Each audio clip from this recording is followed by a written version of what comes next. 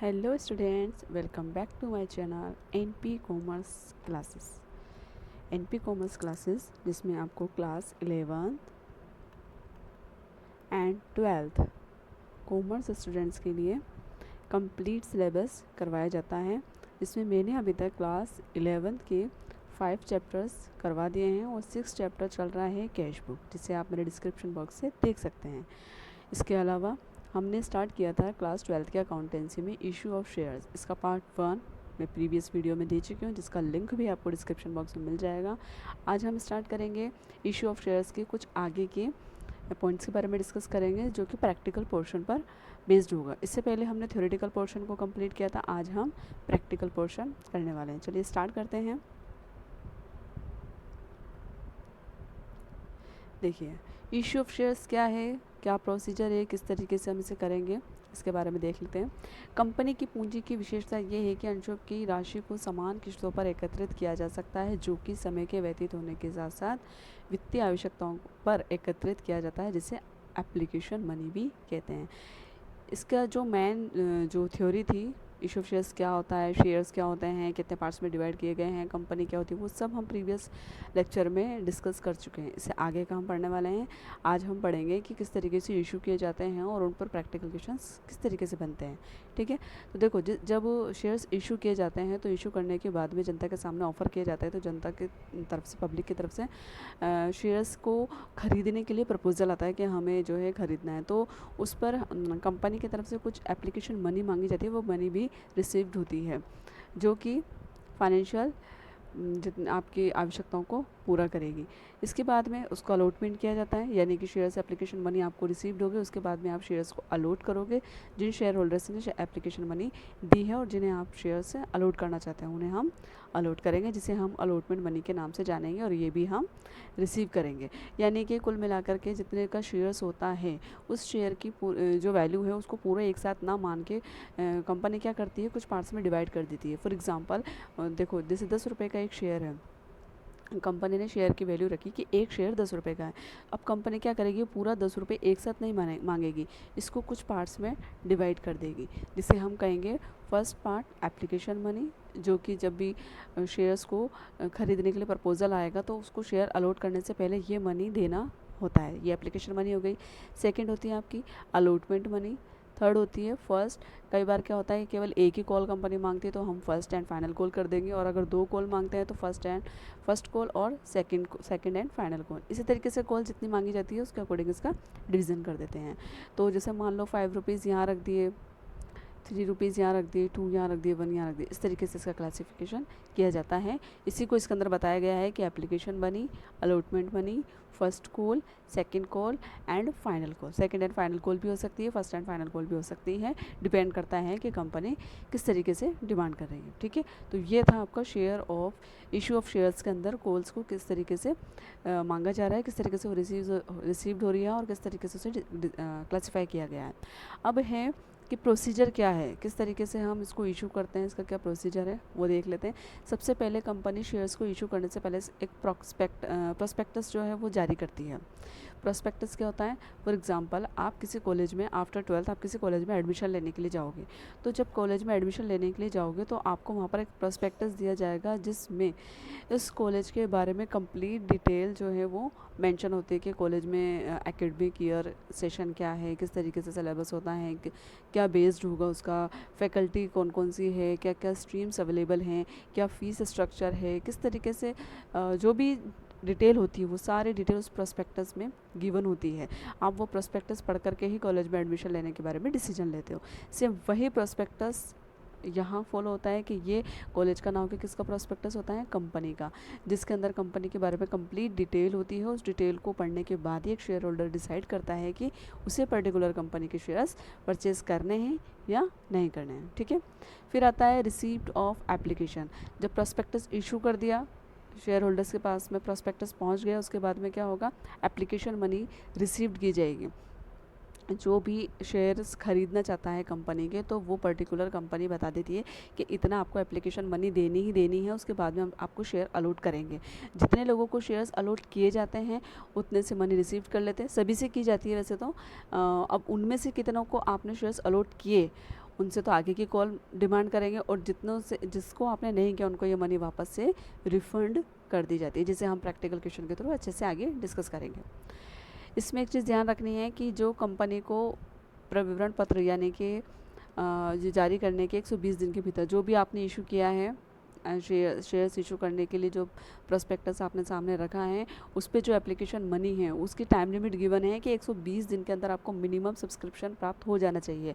मतलब जो भी आपने एप्लीकेशन मनी अमाउंट मांगा था वो आपको मिल जाना चाहिए। अगर आपको 120 दिन के अंदर नहीं मिलता है तो फिर आप शेयर इशू नहीं कर सकते। यदि कंपनी दी गई समयावधि में राशि प्राप्त करने में असमर्थ रहती है तो कंपनी आवंटन की प्रक्रिया को पूरा नहीं कर सकेगी, और जारी करने के 100 दिन के भीतर आवेदन राशि को लौटाना होगा। यानी कि 120 डेज़ में तो आपको एप्लीकेशन मनी रिसीव्ड होनी चाहिए, ये कंपलसरी है। अगर नहीं होती है तो with in next 10 days, total 130 days के अंदर आपको अलॉटमेंट का जो भी आप प्रोसीजर करने वाले थे वो रद्द करना पड़ेगा। आप अलॉटमेंट नहीं कर सकते शेयर्स का, ठीक है। ये टर्म जो कंडीशन है इसको आपको ध्यान रखना है। नेक्स्ट है अलॉटमेंट ऑफ शेयर्स। थ्योरेटिकल अगर क्वेश्चन बनता है तो उसके अंदर चीज़ पूछी जाती है कि मिनिमम कितने दिन का अमाउंट, कितने दिन तक जो है आपको अमाउंट जो है वो रिसीव्ड हो जाना चाहिए। इस तरीके से आपसे छोटे क्वेश्चंस में सवाल पूछा जा सकता है। नेक्स्ट है अलॉटमेंट ऑफ शेयर्स। यदि न्यूनतम आवेदन प्राप्त हो चुका है, अब फर्स्ट कंडीशन आप पूरी कर चुके हो कि आपको मिनिमम सब्सक्रिप्शन जितना मिलना चाहिए था उतना मिल चुका है, तो अब आगे का प्रोसीजर शुरू होगा। एक कंपनी अब कानूनी औपचारिकताओं को पूरा करने के बाद शेयर्स को अलॉट करने के प्रोसीजर को पूरा करेगी। जिन व्यक्तियों को अंश आवंटित किए जाने उन्हें आवंटन पत्र यानी कि अलॉटमेंट लेटर भेजा जाएगा कि आपको शेयर्स अलॉट किए जा रहे हैं, इसके लिए हम उनको अलॉटमेंट लेटर भेजेंगे। और कुछ शेयर होल्डर्स को जिन्हें हम शेयर्स अलॉट नहीं कर रहे हैं उनको खेद पत्र भेजा जाता है कि हम आपको नहीं कर सकते किसी रीजंस की वजह से। जैसे मान लो कंपनी के पास में 1 लाख शेयर्स थे, लेकिन कंपनी के पास डिमांड कितने की आई, 1,20,000 की। तो अब कंपनी 1,20,000 शेयर्स तो इशू नहीं कर सकती ना। कंपनी करेगी कितने के, 1 लाख के करेगी। तो जिनको 1 लाख को उसने अलॉटमेंट मतलब शेयर्स इशू करने हैं उनको तो भेज देगी अलॉटमेंट लेटर। बाकी जो 20,000 बचा इनको खेद पत्र भेजा जाएगा कि हम आपको नहीं कर सकते। क्यों? क्योंकि हमारे पास शेयर्स कितने थे, 1 लाख के थे। 20,000 तो इनको नेक्स्ट या अनुपात के अकॉर्डिंग जो है वो डिस्ट्रीब्यूट किया जाएगा, या नेक्स्ट जब भी इशू करेगी तो इनको उसमें शामिल कर लिया जाएगा, ठीक है। जब आवंटन किया जाता है तो कंपनी और आवत को जो कि कंपनी का अंशधारी के बीच एक वैध अनुबंध हो जाता है, ठीक है। अब ये सब थ्योरेटिकल पोर्शन करने के बाद में हम देखेंगे कि किस तरीके से जर्नल एंट्री पास करेंगे हम। कुछ फिक्स एंट्री है जो कि आपको हर न्यूमेरिकल क्वेश्चंस में जब शेयर्स इशू किए जाएंगे तो उसके अंदर करना ज़रूरी है। तो एप्लीकेशन मनी पर अमाउंट रिसीव्ड होने की हम एंट्री करेंगे। Bank account debit to share application. Bank हमारे पास में कैश हमारे पास आ रहा है तो उसको हम क्या लिखेंगे, डेबिट करेंगे, क्योंकि बैंक क्या है आपका रियल अकाउंट। रियल अकाउंट का अकॉर्डिंग क्या होता है इसमें, debit what comes in and credit what goes out. ये रूल्स फॉलो करते हैं हम। तो इस रूल्स के अकॉर्डिंग हम बैंक को क्या कर देंगे, डेबिट। और किसकी मनी मिली है हमें, शेयर एप्लीकेशन के मनी के रूप में हमें बैंक अमाउंट रिसीव्ड हुआ है, इसलिए टू शेयर एप्लीकेशन। नरेशन में लिख देंगे amount received on application for, जितने शेयर्स पर आपको अमाउंट रिसीव्ड हो उतने शेयर्स की नंबर आ जाएगा यहाँ, और पर शेयर की वैल्यू आ जाएगी। मल्टीप्लाई करके हम अमाउंट यहाँ शो कर देंगे। फिर है इसी शेयर एप्लीकेशन की मनी को हम आगे ट्रांसफ़र करेंगे शेयर कैपिटल के अंदर। तो ट्रांसफ़र करने के एंट्री क्या होगी, वह यहाँ आपने क्रेडिट किया था तो ट्रांसफ़र करते टाइम हम इसको जस्ट ऑपोजिट कर देंगे, डेबिट कर देंगे। Share application account debit to किस में ट्रांसफ़र करना है, कैपिटल अकाउंट में, तो इसलिए शेयर कैपिटल अकाउंट। डायरेक्शन में कि एप्लीकेशन मनी को हमने ट्रांसफ़र किया, इतने शेयर्स थे, पर शेयर के हिसाब से उसकी वैल्यू कैलकुलेट करके और फिर ट्रांसफर्ड टू शेयर कैपिटल, ठीक है। उसके बाद में नेक्स्ट जो हम एंट्री करेंगे वो है मनी रिफंड। कई बार ऐसा होता है कि ओवर सब्सक्रिप्शन की कंडीशन हो गई। जैसे मान लो अभी मैंने ऊपर बताया था आपको कि 1 लाख शेयर्स आपके पास थे, लेकिन आपके पास में डिमांड कितने की आई, 1,20,000 की। अब आपने 1 लाख शेयर्स तो इशू कर दिया, लेकिन आप 20,000 नहीं कर सकते क्योंकि 20,000 शेयर्स है ही नहीं आपके पास। तो आप कहाँ से करोगे, तो आप क्या करोगे, इस 20,000 शेयर्स को रिफ़ंड कर दोगे, यानी कि वापस भेज दोगे। तो वापस भेजने के लिए इनका पैसा वापस लौटाना पड़ेगा। तो उसके लिए एंट्री क्या करेंगे, जब हमारे पास पैसा आया था तो हमने उसे डेबिट किया था फर्स्ट एंट्री में, अब हमारे पास से पैसा वापस जा रहा है तो उस कंडीशन के अंदर बैंक क्या हो जाएगा, क्रेडिट। कौन सी मनी के रूप में जा रहा है, शेयर एप्लीकेशन मनी को आप ऊपर क्रेडिट करके आए थे जब आई थी, तो अब वापस वो पैसा जा रहा है तो share application account debit, reverse entry कर देंगे जो हमने फर्स्ट एंट्री करी थी उसकी, share application account debit to bank, ठीक है। नेक्स्ट एंट्री होगी अलॉटमेंट ड्यू करने की।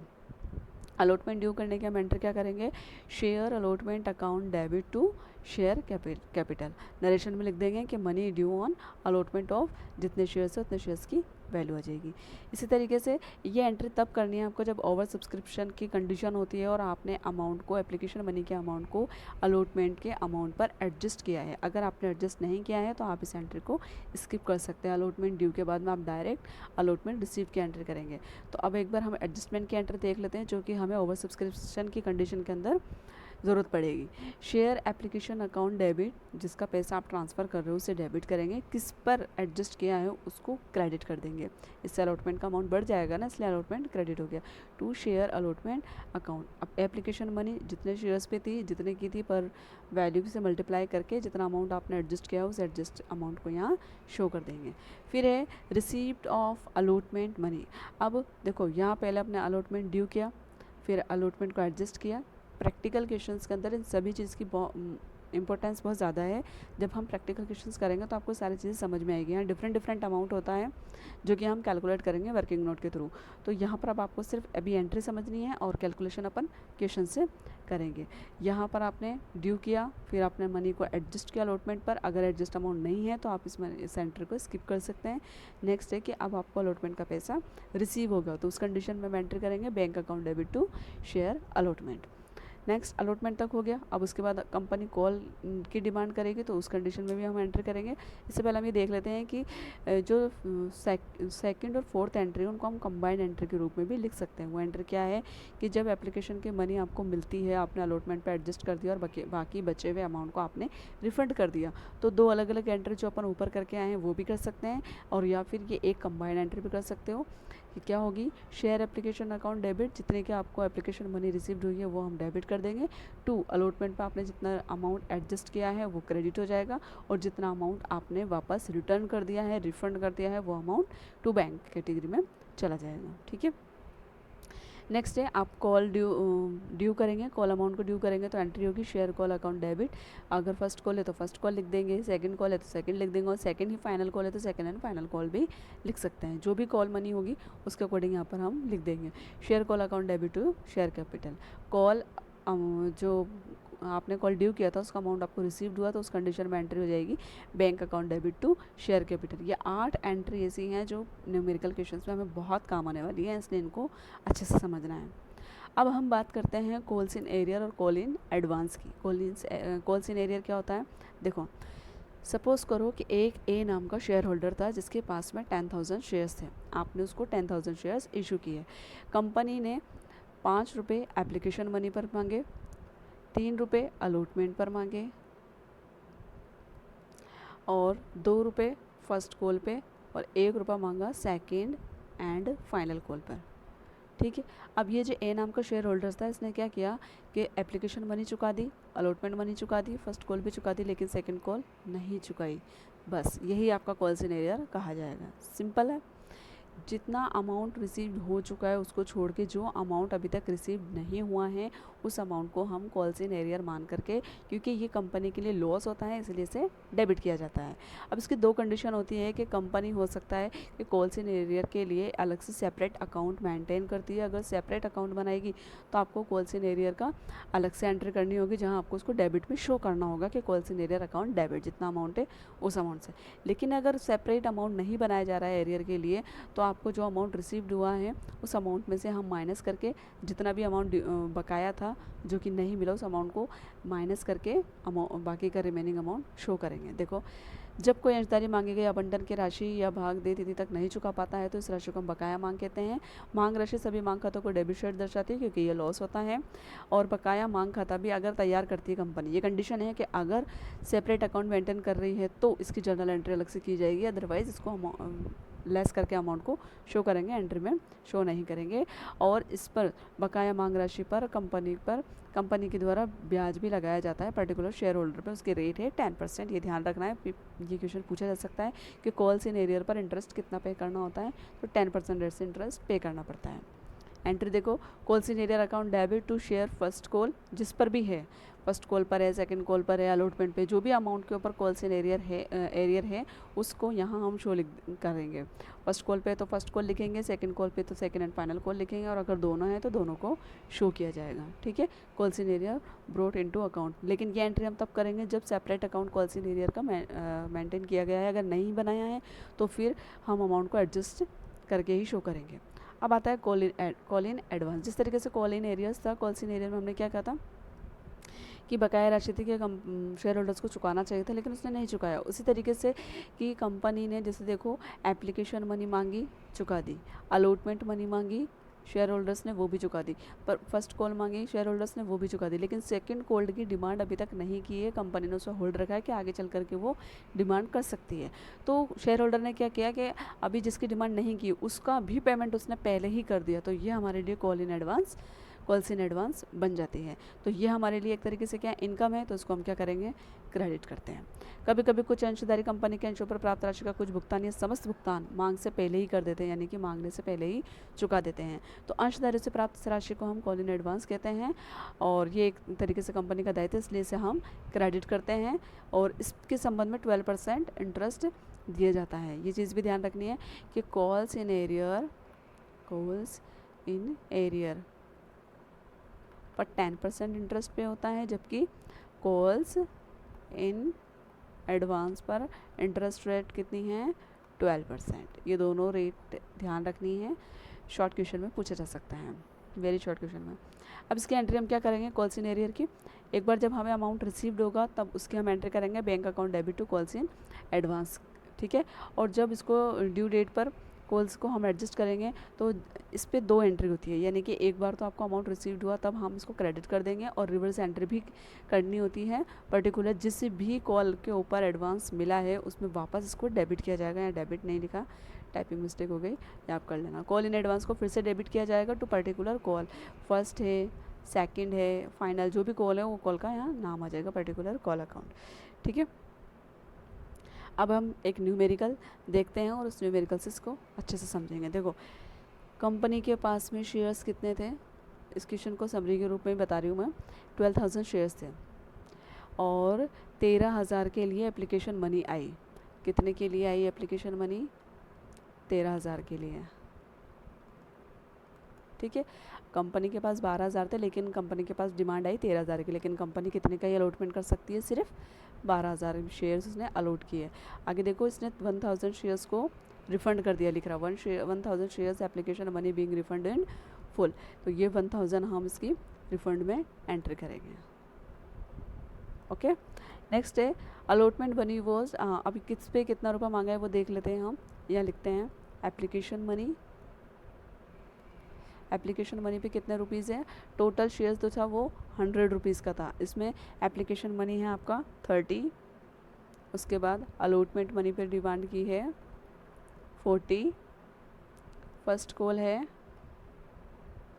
20, और बाकी जो बैलेंस बचा वो आपकी आ जाएगी सेकंड कॉल। तो देखो कितना हो गया, 3 + 40 70, 70 + 20 90, मतलब रिमेनिंग अमाउंट कितना बचा 10, टोटल कितने हो गए 100।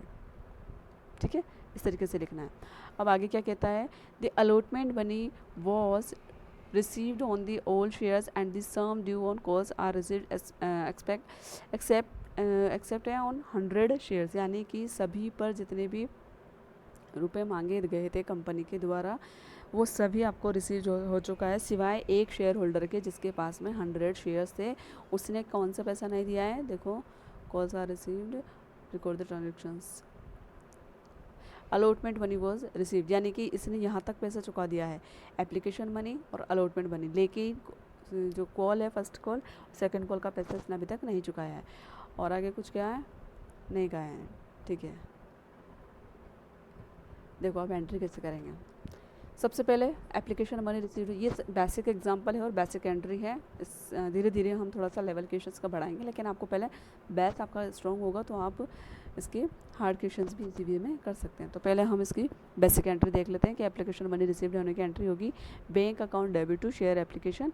ये देखो, सबसे पहले यहाँ ध्यान रखना है कि एप्लीकेशन मनी जो रिसीव्ड होती है हमेशा वो उतने पर होती है जितने की शेयर्स के लिए डिमांड सही थी। आपके पास थे तो 12,000, लेकिन आपके पास डिमांड कितने की आई थी? 13,000। तो जाहिर सी बात है कि जब एप्लीकेशन मनी रिसीव्ड होगी वो उतने ही शेयर्स पे होगी जितने की डिमांड आई थी।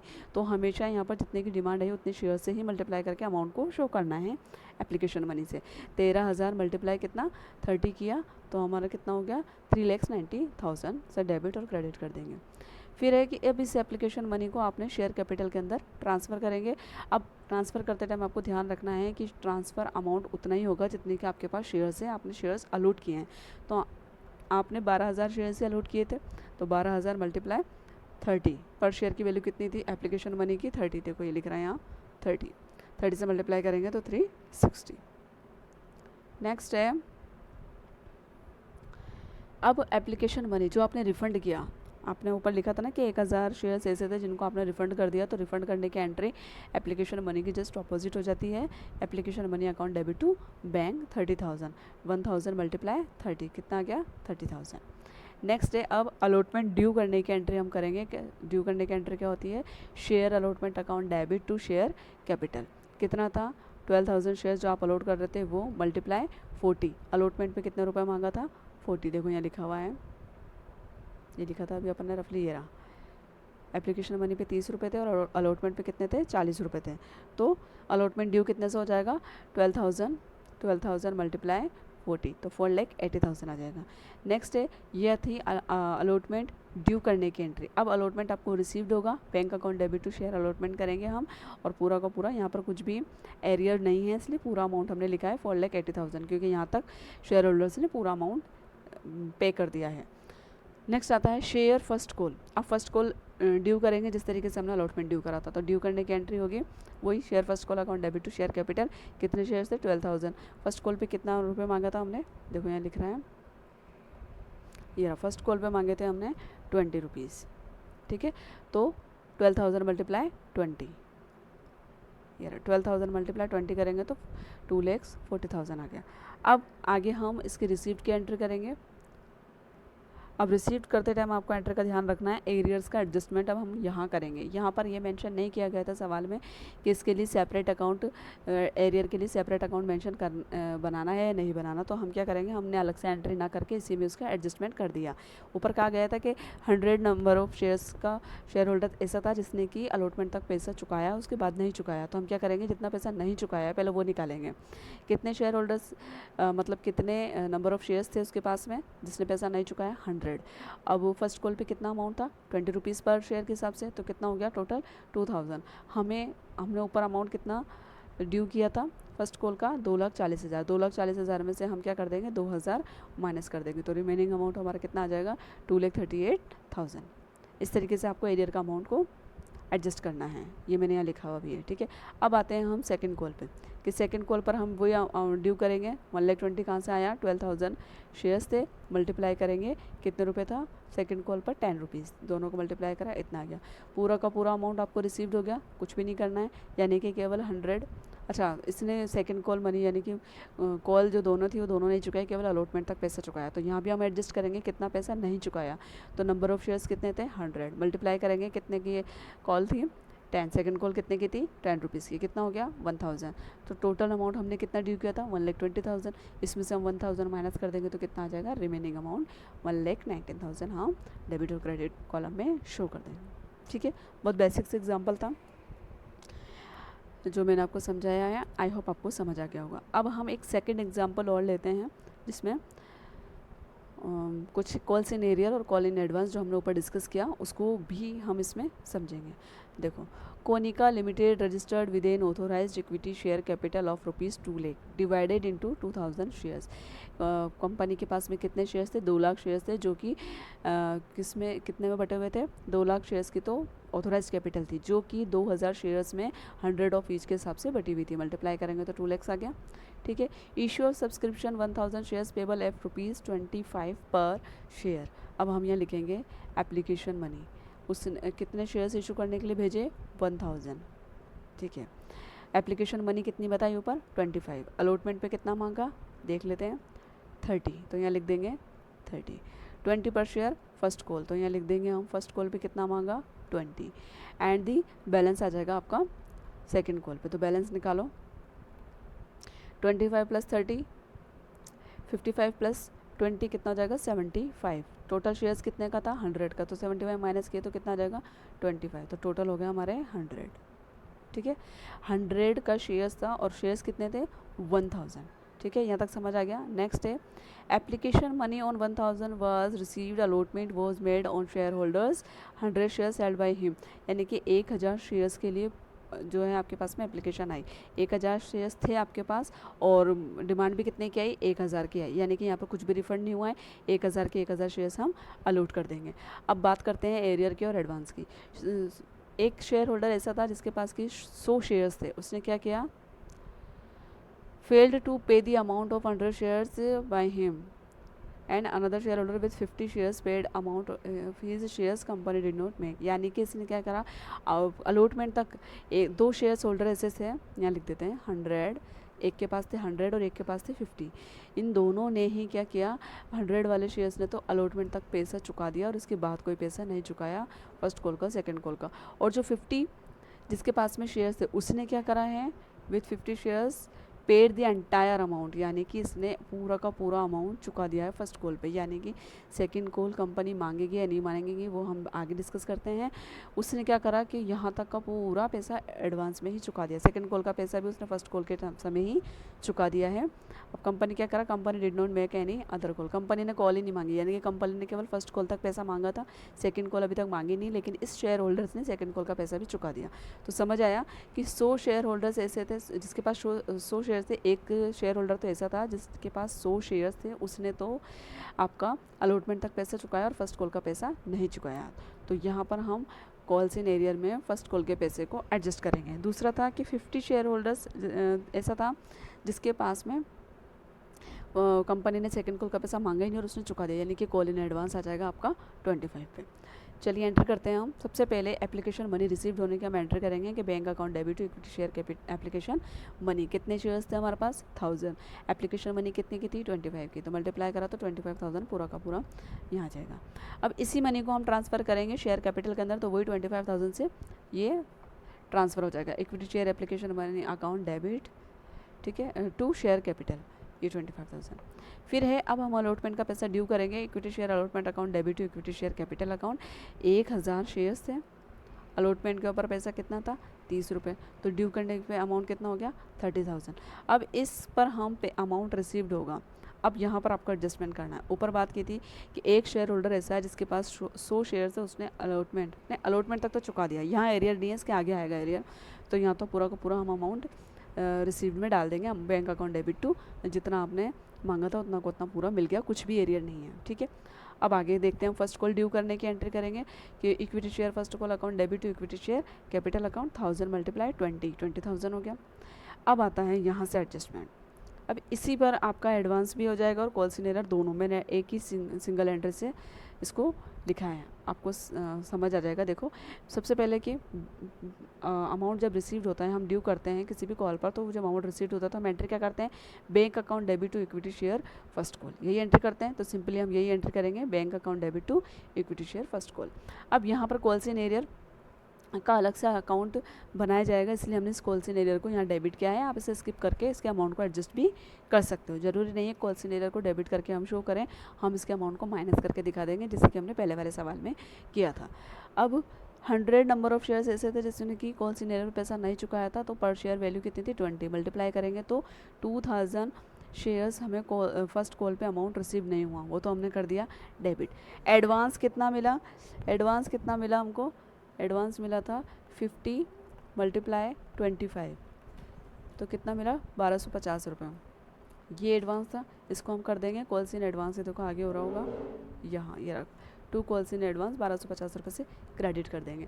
कॉल्स इन एडवांस में ये चीज़ ध्यान रखने की जब भी आप कॉल इन एडवांस को क्रेडिट करते हो तो ये डेबिट भी वापस अगली एंट्री करके हमसे डेबिट करना होता है। मैंने अलग से एंट्री ना करके इसी में इसके अमाउंट को एडजस्ट कर दिया है, क्योंकि सेम एंट्री करनी पड़ती है, bank account debit to calls in advance. Calls in advance account debit to bank करते हैं तो हम इसको रिवर्स करते हैं, तो 1250 रुपये जो आपने क्रेडिट किए यहाँ वो फिर से डेबिट करके हम इस 18,000 में प्लस कर देंगे, तो कितना हो जाएगा 19,250।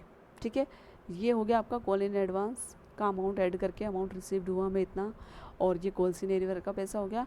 टोटल अमाउंट हमारा कितना हो जाएगा 20,000 प्लस 1250 रुपये। ठीक है, तो ये था आज का सेशन जिसके अंदर मैंने आपको बेसिक एंट्री से लेकर के कुछ लेवल बढ़ा करके 2 क्वेश्चंस कंप्लीट करवाए हैं। अब आगे के सेशन के अंदर हम इसके आगे के पॉइंट जो भी है कि शेयर्स को 8 पार किस तरीके से इशू करते हैं, डिस्काउंट पे, प्रीमियम पर, ये सब हम आगे के सेशन में डिस्कस करेंगे। तब तक के लिए आप इन क्वेश्चंस की प्रैक्टिस कीजिए। ठीक है।